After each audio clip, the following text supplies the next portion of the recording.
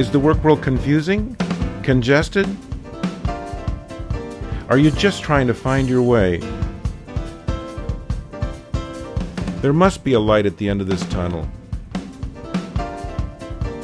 Well, there's a way to find your calling, to find that job you want and deserve, when someone will come up to you and say, "You're hired."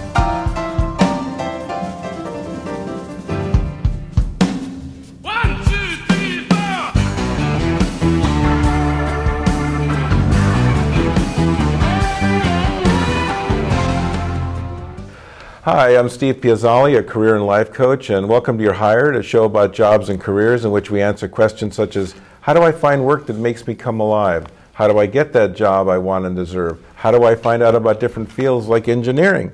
Well, we're going to answer those questions and many more by having on each show knowledgeable, lively guests, and we certainly have one today. Before I introduce him, though, I'd like to invite you to check out my website where you'll find the 12 keys to getting a great job. You can find out about the career coaching I do. And what I essentially do is work with people one-on-one to help them get unstuck and build momentum towards achieving their goals faster than they would on their own. This usually saves time, money, and a whole lot of stress, plus landing them in a job that's a better fit than they would find on their own. You can find out about all this and much more at www.bayareacareercoach.com. That's www.bayareacareercoach.com. Well, I want to welcome Carl Angotti to the show.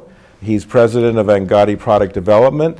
He has 30 years experience in the design of electronics-based products and 20 years as an independent consultant and project leader. He holds advanced degrees in business administration and engineering, and that's what we're going to talk about today. What are the different types of engineers? What do they do? What does it take to be successful?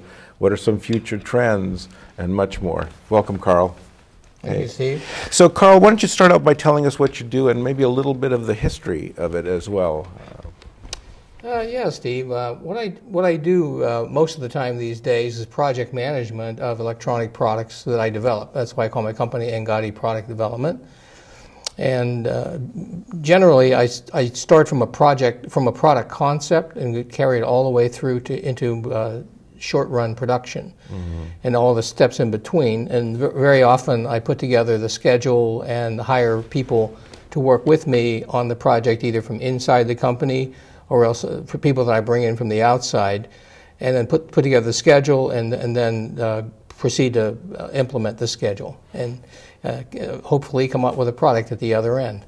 And you've been doing this, like we were saying, independently for over 20 years, so yes, that's your commitment, right? Right. Yeah, I've been.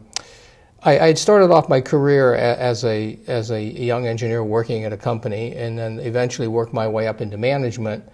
And then I discovered that I was much more interested in being on my own than I was interested in being with a company. Companies have a lot of politics. Not that when you're a consultant, which I am now, you don't have to deal with politics, but it turns out that you have a little more control over them, and plus if you don't like an environment, you can shift from it much more readily and easily. So that's what I like. And of course, high tech is very rapidly turning, so you're constantly moving from one project to another one, even if you wanted to stay with one. So yeah, I enjoy that kind of an environment. It gives a lot of variety. This is probably the only show where I'm going to refer to a different show. You were on the show 6 years ago, and you talked about being a consultant and that being a lifestyle and all that. So I'd invite the audience, if they wanted to hear you speak on that, it's covered in that episode. But let's get into engineering. What is engineering? What is an engineer? What is it all about? Well, engineering is essentially a discipline, and it's essentially the application of science into the world itself. So usually it involves knowledge and understanding of the basic sciences. And it started off with physics.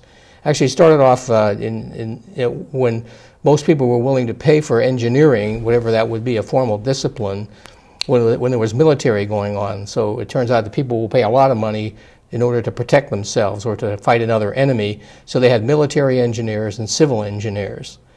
And then eventually that broke down. The civil engineering broke down where essentially that covered what would go on in the civil area, i.e. building buildings, building bridges, building roads, etc. And of course building weapons was the military area, but they also built roads and what have you. And in the meantime, what one does is one applies either chemistry or physics, or in a case like today, we're more into biology, the science of biology. And what you do would apply that in the world, because pure scientists just study the laws of science, but they don't actually make anything from it. So scientists essentially work on things, except for people that work on software, and maybe I'll talk a little about that later, about how software is a little different, but it's become an engineering discipline as well. It'd be interesting to know, and I don't expect you to know this, when the word engineering popped up. You know, when did, if we looked it up in a dictionary, it started like in World War I or something. It'd be interesting to know that. It started a long time ago. So, oh, did it really? Military engineering, yeah. Oh, okay. Okay, so you brought along a little graphic of the various types of engineers, at least the main categories that we know. So if you don't mind, let's go through that and we'll show it to the audience. Just kind of ballpark these. And I know some of them probably crisscross each other. Types of engineers. The first one is a civil engineer. Is that somebody that's courteous to you? Or? Yes, right. Yeah, civil engineers generally work with buildings and bridges, like as I said, roads, and it's the basic infrastructure, societal infrastructure type items. And of course, underneath civil engineering are a lot of sub-disciplines, just like on all the other forms of engineering.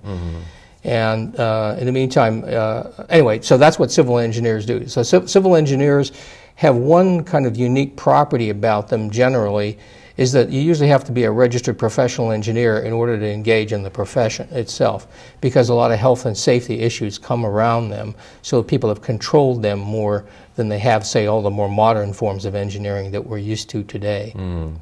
So you were saying, did you say civil engineering came out of the military? Well, the term developed to contrast it against military engineering. Oh, because I was going to say, what kind of an engineer would work on a weapon, like a cannon or something? I guess that would be military engineer. That would be a military engineer. Although today the group's called the Corps of Engineers, right? And now they also do civil projects, so it's kind of mucked around a lot. Okay. The second category is a mechanical engineer. Right. Now, mechanical engineers, they pull information. Well, first of all, I forgot to say that the civil engineers, there's one science that they're based on called materials science, where you study how materials work and fracture, and how much load how much cement or concrete or whatever, bricks or whatever. Or like earthquake prevention and stuff like that. Well, that's structural engineering. That's a little subgroup from under civil engineering, but.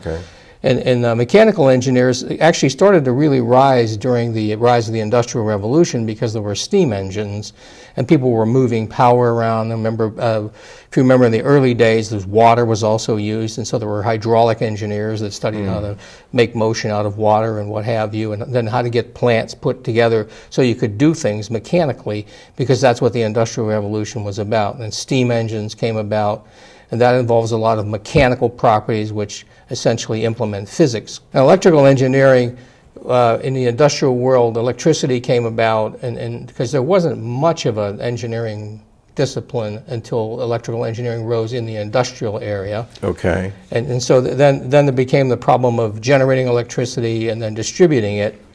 And that's where, today when we refer to electrical engineer, that's what we really mean. Because I'm really an electronic engineer, even though I have a degree in electrical engineering.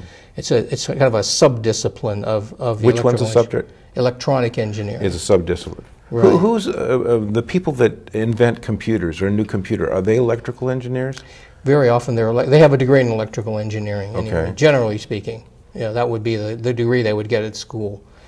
And not only that, they would probably specialize in say, computers, hardware. Okay. So basically, there's electrical hardware, and then we can get into the software and firmware. So there are software engineers and firmware engineers. And I think I mentioned that a little bit later. I'll talk a little bit about this fractioning, where the titles have broken down and broken down and broken down. So many specialties now.